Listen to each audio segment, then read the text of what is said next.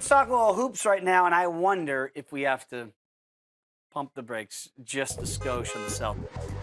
They only have 1 day off before tomorrow's Eastern Conference Finals against the Cavaliers. Cleveland, for their part, have had 10 days off since they finished off the Raptors, what feels like many moons ago. Celtics don't play any of their stars' heavy minutes, though, with Isaiah Thomas leading the way with 35.8 minutes per game in the playoffs.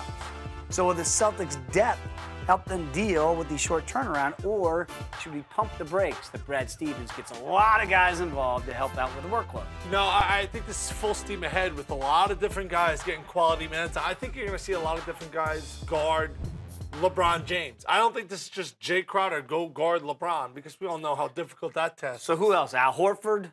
Probably not Al Horford. Maybe Marcus Smart. Okay.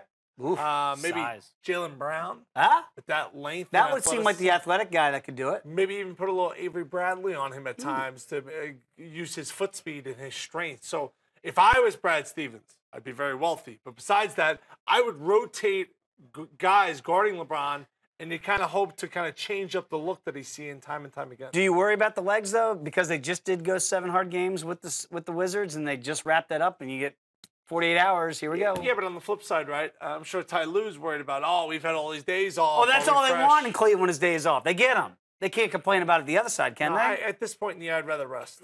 I don't believe in momentum as far as being an advantage. I think it's an advantage that LeBron's well-rested. He's healthy. The whole Cavaliers team doesn't come in nicked up, banged up. You know, Celtics, that was a grueling series against the Wizards. Some of those guys are in some real pain. People do forget that Boston is the 1 seed, so if it does go deep, they would have theoretically a Game 7 in Beantown.